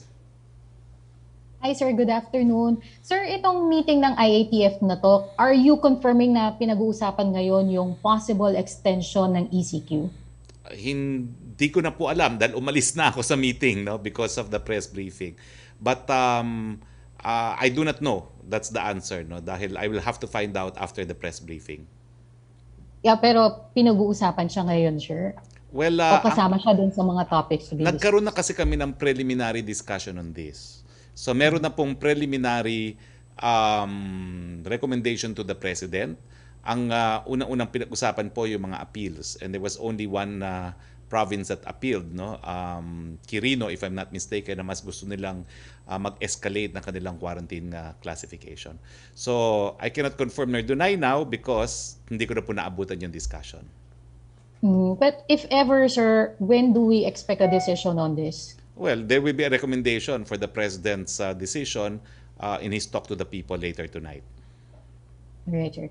Sir, how do you describe the government's response dun sa bagong variants? Kasi there have been criticisms na it seems that the government is just winging it as they go along. Like itong issue ng ayuda, hindi ba daw tayo nag-prepare? Hindi ba nagkaroon ng foresight na at one point it may be necessary for us to go back to ECQ? So how do you respond to those kinds of criticisms? Again, utak talangka po yan. Bakit? On the record po, si Secretary Dominguez, yung mga panahon na hinihimok siya ng ilang mga miyembro ng Kongreso na mas marami pang ayuda na ibigay, mas marami pang utangin para sa COVID, ang sabi niya, hindi. Kasi kung uubusin na natin ang ating resources ngayon, hindi natin alam kung ganong katagal itong problemang ito. True enough, tumatagal nga po ang problema, bagamat nandyan na ang bakuna. So, may foresight po ang ating economic team na huwag masyadong umutang, huwag masyadong ubusin ng ating resources at maghanda doon sa mga contingencies. So yan po ay patunay na malinaw po ang strategiya natin. Napakaganda nga po ng foresight ni Secretary Dominguez. Kaya nga po nanindigan siya kahit anong sabihin ng Kongreso ng mga panahon na yon na kinakailangan mas marami pang gastusin para sa subsidy at para sa SAP. Hindi. Ang sabi niya, lalagay tayo sa gitna sa buong daigdig doon sa mga halagang inuutang para sa COVID dahil hindi natin alam kung gaano katagal itong problema nito. Yan po ipatunay na talagang may foresight at malinaw ang plano po ng NEDA. Pangalawa, malinaw na malinaw din po sa sumulat-mula yung ating criteria na daily attack rate, 2-week average daily attack rate at critical care capacity pa rin ang tinitignan natin at hindi po tayo umaalis dyan at kinukonsiderin natin yung epekto sa ekonomiya at saka sa lipunan mismo. Kaya nga po, total health ang ating goal, hindi lang po pagbalanse ng kalusugan at ekonomiya. Kasi po, kasama na sa kalusugan yung pagkagutom dahil po sa lockdown. So, mali po mga sinasabi nila. At pangatlo po, talaga naman po kung hindi pumasok itong mga new variants na ito, talagang nasa 1,000 more or less na lang tayo kada araw, no? Pero hindi po natin madideny na talagang malaking papel nito mga new variants pagkabat napakausap natin. Pareho pa rin po ang ating sandata. Kung sila'y mas nakakahawa, mas matindi pa rin ang ating mask, hugas, iwas at bakuna. Mas matindi pa rin ang ating mga ginagawang code na house to house at saka yung ating testing, no, and isolation, no. Patuloy naman po tayong gumagawa rin ng mga additional facilities. At alam mo, wag niyo pong kakalimutan mga kababayan, wag po kayo makinig dyan sa mga utak talangka na yan. Buong mundo po may problema sa new variant. Hindi po tayo nag-iisa. Kinakailangan, wag lang lokal na television ang panuurin nyo. Panuurin nyo po rin po ang CNN at ang BBC nang makita nyo na ang dami na ring bansa sa daigdig ngayon ang nagla-lockdown. Sir, on another topic, sir, I sent you the viral video on President Duterte's birthday. I hope you were able to see it. Yun dun sa celebration niya sa Davao City. Pero more than the issue dun sa cake na kanin ni Presidente na sabi ng mga iba na pakitang tao lang, if you could respond to that later. Ang issue dito kasi sir, marami nagagalit dahil nakita dun sa video yung akmang panghihipo ng Pangulo dun sa batang babae na nagdala sa kanya ng cupcake. So how do you explain this, sir, and how do you reconcile this with previous statements ng palasyo na the President respects women? Ang favorite word ko po ngayon, utang talangka. Kaninang umaga po, unang ginamit ko yung utak talangka sa mga pumupula dyan kay Presidente. Ano pa bang gusto yung selebrasyon ng isang nakaupong Presidente? Ang tanging nandun lang sa selebrasyon niya, immediate members of his family, mga kasambahay. Now, yung sinasabi mo panghihipo, matagal na niyang kasambahay yun . Alam mo naman, talagang palabiro ang ating Presidente, pero wala pong mali siya yun. Dahil nakaharap naman po doon si Ma'am Hanilet. No? Ano ba naman pong problema doon sa maghahanda ng out of the ordinary na handa? 76th birthday naman yun. At saka sila lang po. Wala pong makapagsasabi na magarbo ang ating Presidente. Sabihin na nilang lahat, hindi po nila masasabing magarbo. In fact, nalulungkot nga ako na sa aking 2 taon ng panunungkulan dito, ni isang Van de Honor, hindi ako nakatikim, ni isang sosyalan dito na bongga, wala ako natikman dito sa Malacañang. No? Tigil na po yan.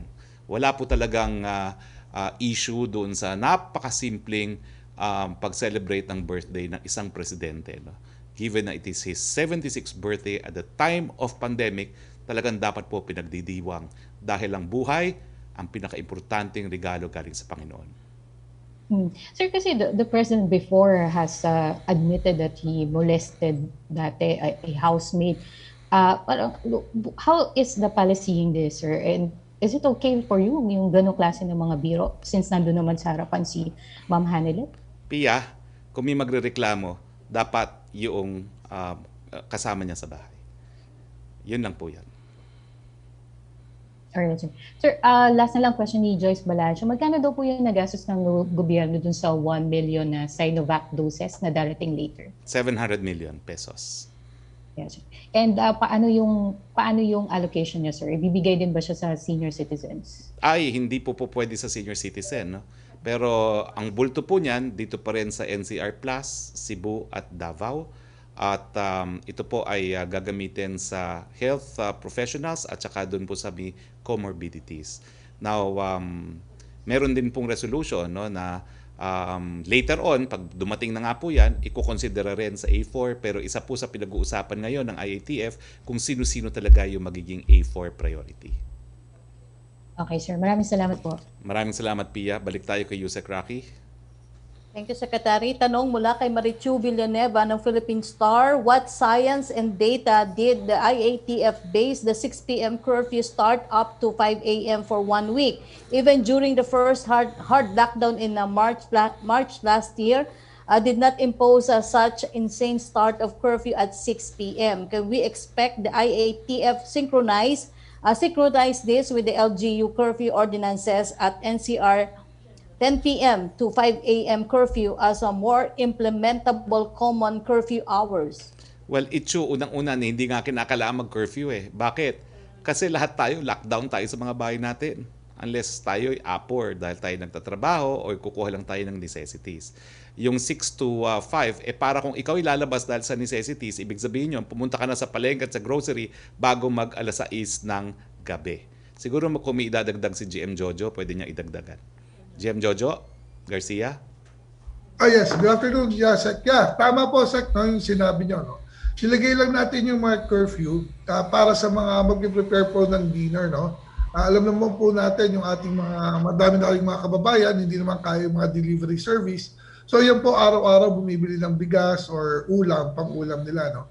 So we just want to make sure by 6 p.m. po tapos na yung pag-prepare nila for dinner kasi iniwasan nga po natin talaga ang madaming tao sa labas, lalo-lalo na after 6 p.m. Pero rest assured po, no, lahat po ng APOR allowed naman po yan kasi pag di natin nilagyan ng curfew yan, lahat po yan lalabas, sasabihin bibili sa tindahan during the night time. Opo, tanong mula kay Abel De Leon ng Manila Bulletin, meron bang truck ban during ECQ? Wala po. Importante lahat ng cargo patuluyin. Dahil yung mga cargo po, yan po yung buhay ng ating ekonomiya, lalong-lalo na kung ang laman ng cargo ay pagkain. Thank you, Secretary. Okay, punta na tayo kay Pia Renada, please. Hello? Yes, go can you ahead. hear me? Go ahead. Sir, pwede po muna kay Dr. De Guzman. Go ahead, pero unahin ko muna po paki-flash uli yung world ranking kasi mukhang nalathala sa iyong online magazine na COVID Capital ng Philippines. Hindi totoo po yan. Ito po ang ranking. No? Number 30 po tayo sa total cases, number 22 sa active cases, 134 sa cases per 1 million, at 82 po tayo sa case fatality rate. No? So hindi po totoo na COVID capital tayo. Paki-correct naman po yan. Dr. De Guzman? Ma'am, may we just get the raw numbers? You were mentioning, ma'am, kasi na there's a difference between the number of cases kung mag-April 4 ECQ versus kung mag-extend tayo to April 18. Ma'am, may we know ano yung difference between the number of cases projected between those two scenarios, the raw number po?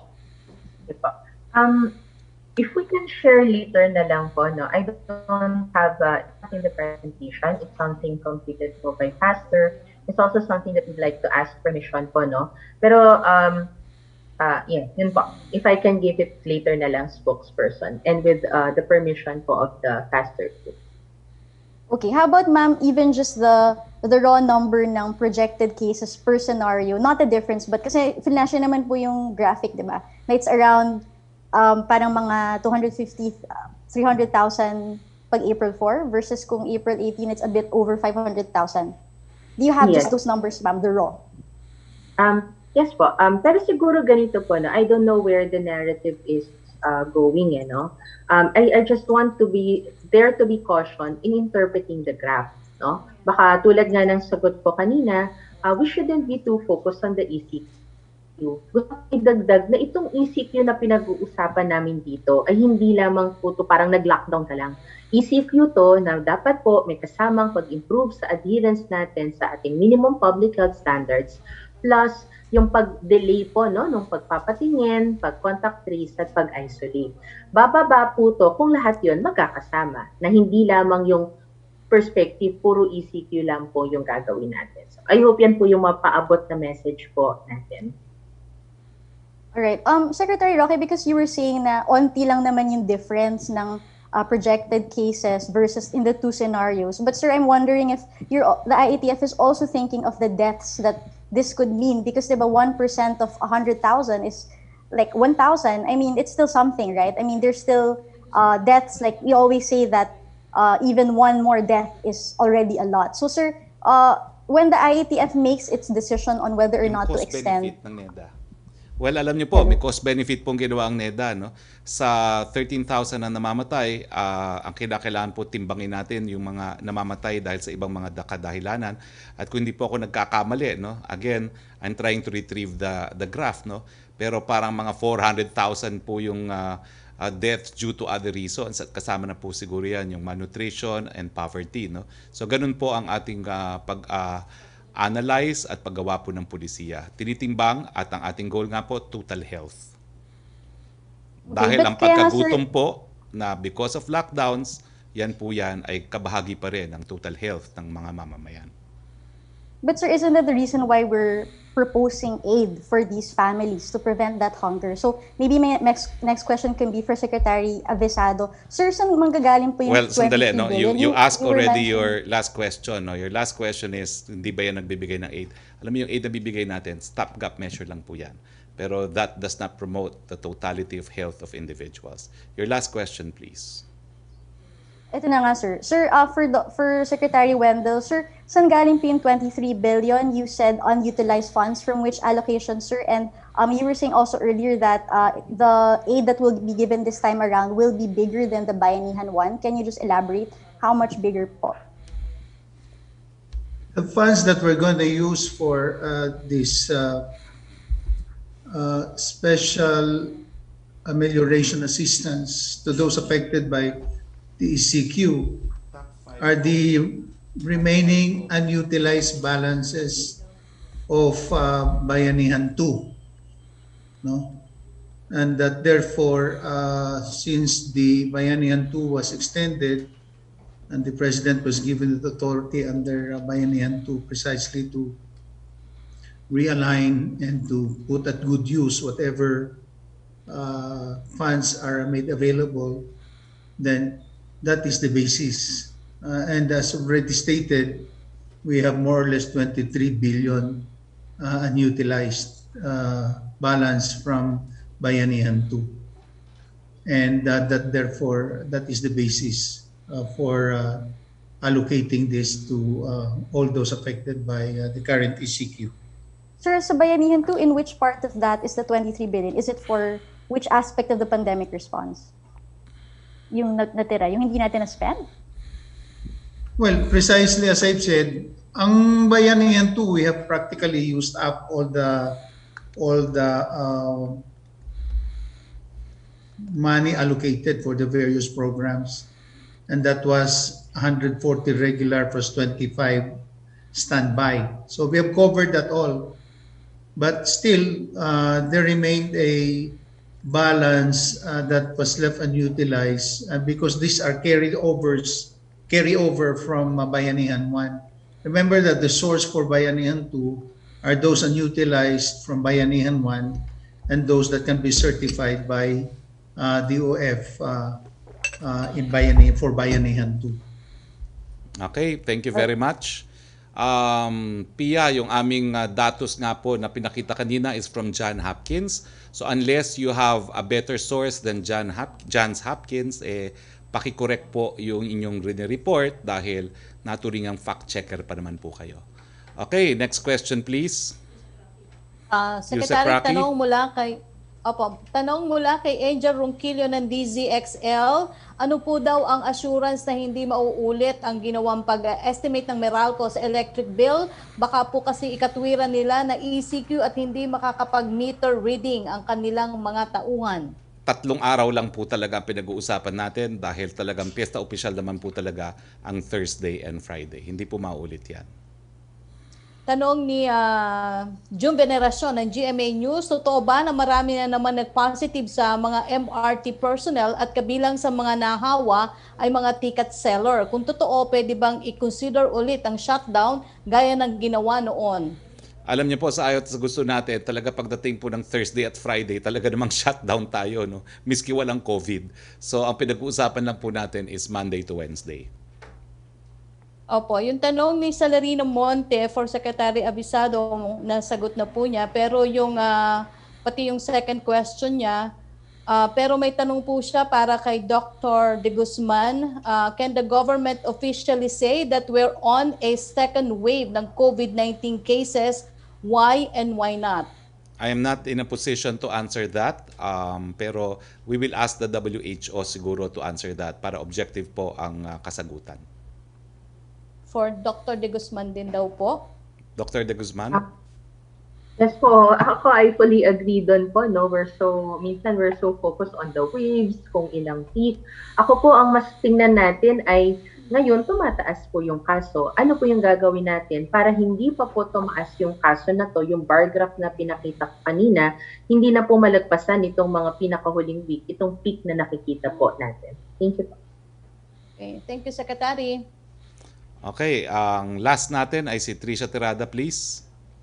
Hi, good afternoon, Spokes Harry. Sir, just to follow up on Pia Gutierrez's question, nabanggit niyo po na yung parang response ng Malacañang dun sa video ng Pangulo na ina-accuse nga na nabastos yung kasambahay, utak talangka yung mga critics na nag-raise po nun. But does the palace think, sir, that it's wrong to call out the president or any citizen for that matter for such misbehavior, for standing up for someone and against normalizing such behavior, sir? Asked and answered na po yan.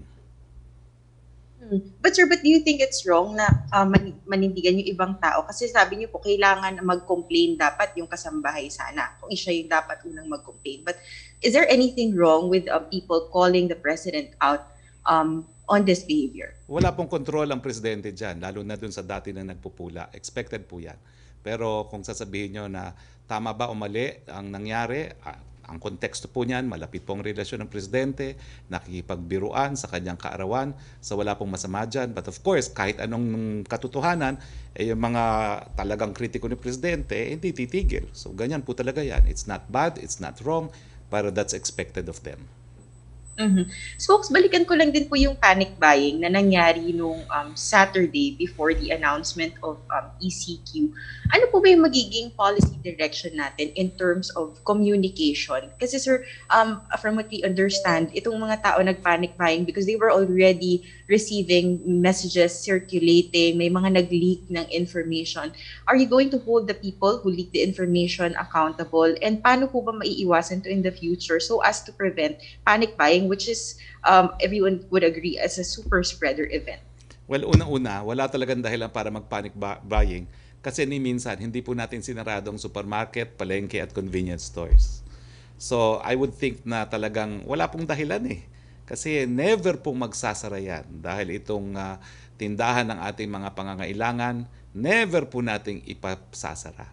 Although problema talaga yung pag-leak sa IATF po, pero hindi ko na alam ang gagawin ko dyan. No? Kasi talagang leak pa lang, nare-report na ilang mga mass media. No?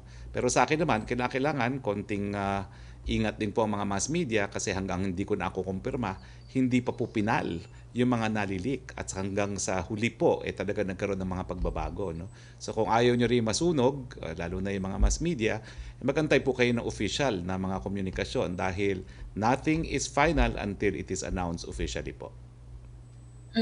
But sir, is the IATF also considering na kumbaga mas bilisan na lang po yung announcement to avoid leaks para maiwasan po yung pagkalat din ng mga miscommunication po? Well, actually po, ngayon po, no, talaga minamadalis naman po yan. Explain ko lang po kaya tumagal. No? Number one, meron pong inaantay na decision si Presidente. Pangalawa po, may inaantay tayong official document na yung resolution. No? Pero sa aming part po, I can assure you, as soon as I have the document, a-announce ko na po, no thrills, no frills from now on. Promise po yan. Thank you, Spokes. Spokes, may direct my question to Secretary Wendell and to Dr. De Guzman in a bit. Your one question each, please. Go Yes, ahead, please. Sir, to Secretary Wendell, sir, question lang po from my colleague Tristan. No? Hiwalay daw po ba yung ibibigay ng DSWD at DOLE na aid? And kasi yung DOLE daw po, inaayos na yung guidelines for camp and tupad cash aid program. So magkaiba daw po ba yung ibibigay nila? And sorry sir, habol ko na lang din pala. No? Paano po na-determine yung beneficiaries this time, itong 22.9 million? Yung sa regular program po nila, hindi po namin sakup yun because they have their own set of priorities and target areas. But ito naman ay talagang nakatutok lang dito sa areas affected by the ECQ. Alright, thank you sir. Sir, kay Dr. De Guzman naman po. Go ahead, please.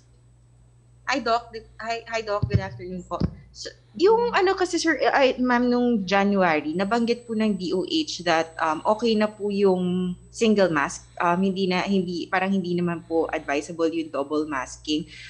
Does this advice still stand given the new variants? Kasi po, di ba, nabanggit niyo po na kailangan i-improve yung compliance when in fact there's data and sinasabi naman po ng government that people have been adherent, have been compliant to the minimum health standards. So, what can we do to further improve our compliance? Do you now encourage double masking? Pagdating po sa masking, no, bago ko puntahan yung double masking, una pong yung description natin, dapat kapag nag-mask ka, tama, hindi yung nakikita natin sa ilalim ng ilong o nasa baba po. So, correct use. Ikalawa po is consistent use. Baka naman po pag nag-mall, nakamask. Pagdating na naman sa trabaho, pagkakain, tatanggalin, tapos nakakalimutan na pong mag-mask. Part po dun is yung nabanggit ko nga po sa bahay. Pakiusap po na kung meron tayong mga vulnerable groups, matatanda, mga may comorbidity, mag-mask din po tayo. No? With regards to double masking, may mga expert po tayo na nagsasabi na it's something we can explore. No? Kaya lang syempre, isa po nakikita rin namin, compliance is also related to dun sa yung comfort din natin. No? Kung komportable ka kasi, natotolerate mo yun, talagang magagamit ka ng mask. So sa atin, kahit isang mask, pero dapat tama at consistent ang paggamit po natin ng face mask. Alright, thank you, Doc. Thank you, Spokes. Thank you, Secretary Wendell. Okay, thank you very much. Punta po tayo uli kay Yusek Roque. How many more questions, Yusek Roque? Medyo marami-rami pero titingnan ko kasi yung iba po ay nasagot nyo na, Secretary. Siguro Pero, last Secretary, 3 questions, no? Kung hindi maitanong, i-text na lang po. Opo, Secretary, hindi nyo daw po nasagot yung tanong ni June Veneracion na kung totoong may nag-positive sa MRT personnel na kabilang sa mga nahawa ay mga ticket seller. Hindi ko po alam. Hindi ko po alam, tatanungin ko po. Opo, may pahabol pong tanong si Pia Gutierrez. May mga multinational corporations daw po nag-o-offer to provide vaccines to their local counterparts in the Philippines. What is our policy on this? What are we doing to expedite the procurement of vaccines by the private sector? Gaya ng sinabi po natin, hindi po natin sila pinagbabawalan. Pinararaan lang po natin yan sa tripartite agreement. Pero yung mga multinational companies na nais magpadala ng bakuna, ipagbibigay alam ko po yan sa IATF para magkaroon ng pulisiya. Ngayon po may pulisiya na. Yung mga diplomatic missions, yung mga international organizations, pwede naman po sila magpadala ng mga bakuna using their diplomatic pouches. No? Pero yun po lang yung alam kong pulisiya pagdating sa mga diplomatic missions and international organizations with diplomatic status. Opo. Tanong ni Sam Medinilla, nasagot niyo na po yung una tungkol po sa pag-verify yung statement ni Senator Go about dun sa new SAP, pati yung ilang beneficiaries, nasagot nyo na rin po. Tanong ni Sam John Punsala ng ABS-CBN, How much for the total 25 million doses that we will order from Sinovac? It's 700 million per 1 million po. 15% down, the balance upon delivery. Opo, yung tanong ni John Villaviray ng ayuda ba is per person or per household? Announce po yan ng Presidente mamaya. Opo, tanong ni Ace Romero kay Secretary Roque at Dr. De Guzman, pakidetalyo po yung sinasabi na di naman gaano mapapababa ang cases pag in-extend ang ECQ. Ano po ang difference sa case slowdown among the scenarios ng extension at non-extension? Ask and answered na po yan. From the graph, konti lang po ang diferensya. As far as the future projection, kinakailangan po ng clearance ng kumpanya na gumawa po ng projection. Opo, tanong ni Chris Susena Remate, kinontra po ni Dr. Liachon ang sinabi niyo na hindi kapalpakan ng gobyerno kundi dahil sa variant ang muling pagtaas ng kaso ng COVID-19. Sabi po ni Dr.